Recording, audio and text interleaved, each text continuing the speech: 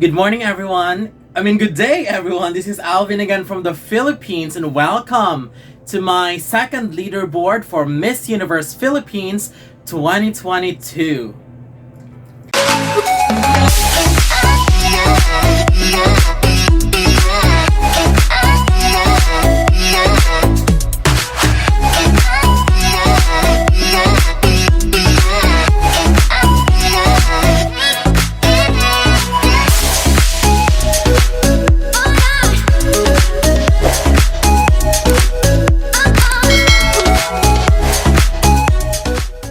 Welcome back. Well, it's been a long time because we've been struggling with the internet issues, but oh my gosh, hopefully I could be able to upload this so that I could be able to share to you my updated leaderboard for Miss Universe Philippines 2022.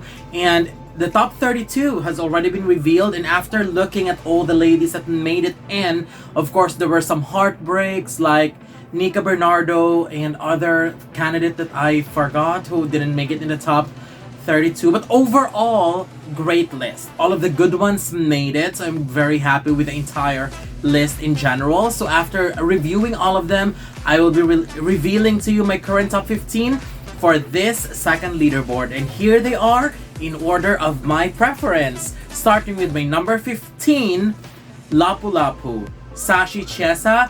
She's still growing on me, but after watching the challenges, I feel like she's worthy of being on this list because she excelled in different categories on the sub competition.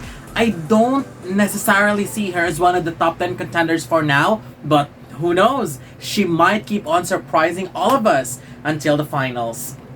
My number 14 goes to Mandawe, Isabel Luce. She gave us one of the out-of-the-box ways of presenting herself in different competitions, and that surely made her memorable. And we know how important it is to be memorable. I am looking forward to see more pasabog or surprises from her as we go on with the competition.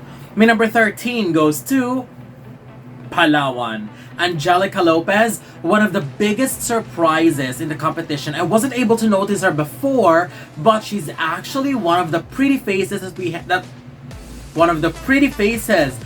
have in this batch. And there's something about her aura and her confidence that is very likable. And her runway performance was definitely something that I would remember because it was so good in so many levels. So good job to her and to the city, to the province that she's representing.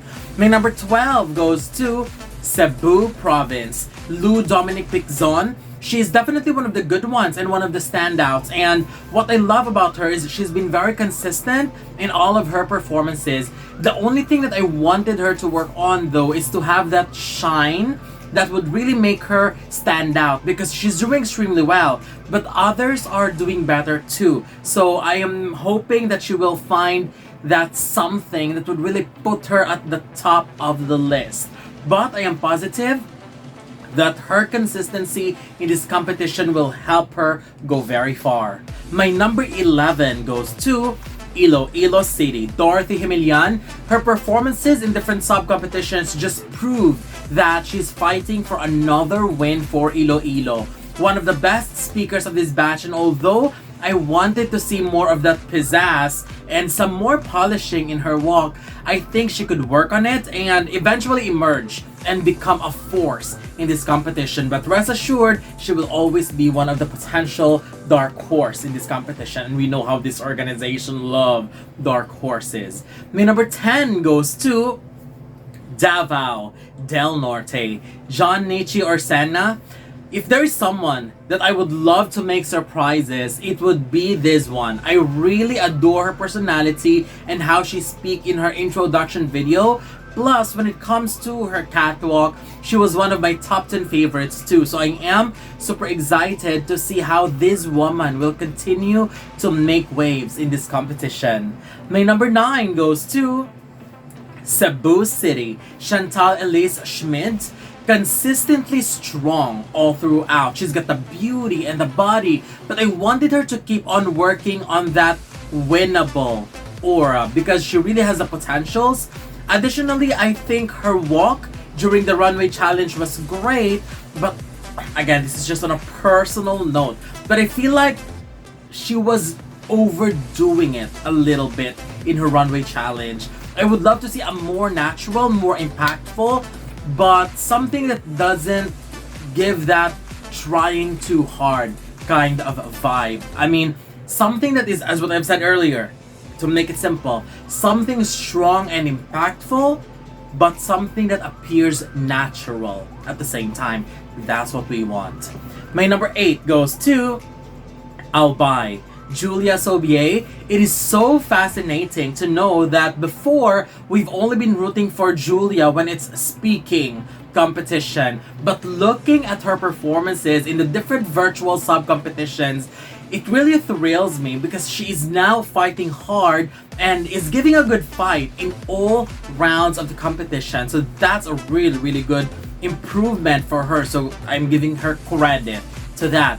May this be her year or for redemption, especially with what happened to her before. So I am super excited and again looking forward to see more from her because she's someone that could potentially surprise everybody. And let's just be careful because if this one goes very far, especially as far as top 5, she could be a potential threat for the win. My number 7 goes to Iloilo Province, Vanessa Ancaro. She's one of the candidates that made a huge leap in my leaderboard. She amazed me in both runway and swimsuit, but be more careful as well with her capabilities in public speaking. We might see an underdog like her taking home the crown once again. I was actually considering of putting her in my top 5 for this leaderboard or even in my top 1, but I decided since she just entered my leaderboard, let me just give her a moment for now, and we'll see if she will really go as far as top 1 in the next leaderboards to come. But I really, really like Vanessa. My number 6 goes to Makati, Michelle D. Although I have to admit that she is one of the strong contenders that we have this year with outstanding entries in different sub-competitions, I feel like she's not giving it her all yet, unlike the others. And I am not sure if that's her strategy, but it's giving me a feeling of it's great, but I need something more. Well, I'm not sure if you feel the way I feel, but nevertheless, she's still in it for the crown and her presentation was amazing. So now that they're narrowed down to top 32, maybe we could expect something more from Michelle in these days to come, in the remaining days to come before the coronation. Now let's go to my current top 5, starting with my number 5, Pasay, Celeste Cortesi.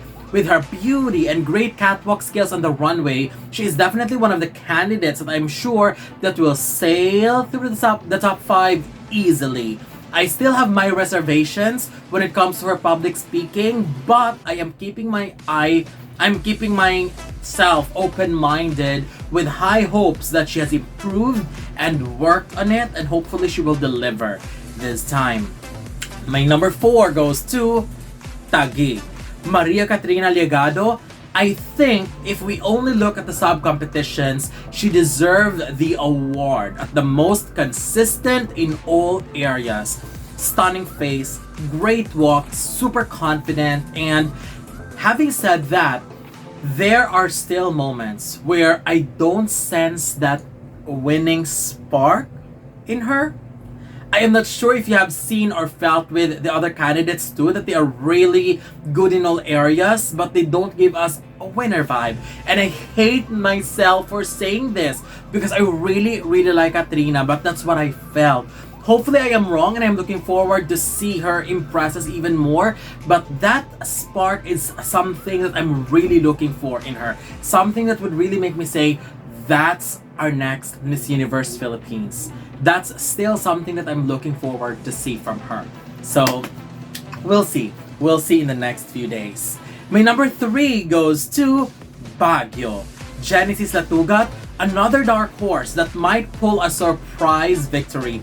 First of all, loved her very Filipina features, loved her runway performance, and she was my favorite, one of my favorites during the swimwear competition. I've also heard her speak in her local pageant and she was okay. Just needs some more polishing on her delivery, but surely has a great potential to be a strong top 5 contender and could be a contender for the win too. My number 2 so far goes to Bohol, Pauline Amelinx. I am proud to see Pauline living up to all the hype and showing to people that she didn't lose her spark. There are some minor miss in some of her sub competitions, which I mentioned in my reviews for those competitions, but overall it would be a huge question mark not to see her in the top 5 because she's just amazing. And my current number 1 for my second leaderboard for Miss Universe Philippines 2022 goes to Misamis Oriental, Annabelle McDonald. I feel like she could potentially win. Not only that she did well in almost all sub-competitions, but she outperformed some many favorites in my opinion. Aside from that, she's an extremely strong speaker, so she might be giving some girls a run for their money. My only criticism for her was her swimwear performance. I mean, her body looked great, she looked amazing, but her face didn't change. And we don't want that. It didn't change the entire time or during the duration of that video. So hopefully she could work on that. It's easy to work on that. So hopefully she will, because if she did, she would have been one of my favorites too on that round. And again, that's just a minor comment and she can easily work on that one. But overall, I think Misamis Oriental could be in the running as the next Miss Universe Philippines 22 for now. It could still change, but we'll see. So that's it. These are my current top 15 for my second leaderboard from Miss Universe Philippines 2022, and I am looking forward to read your commentaries if there are any ladies that I missed and if there are any ladies that you think deserves to be on this top 15. So I'm hoping to have that discussion in the comment section below. So don't forget to leave your comments below. Don't forget to give a thumbs up and share the video as well. And most importantly, don't forget to subscribe because you'll be seeing more of these videos in the future. For now, thank you very much and have a wonderful day from the Philippines.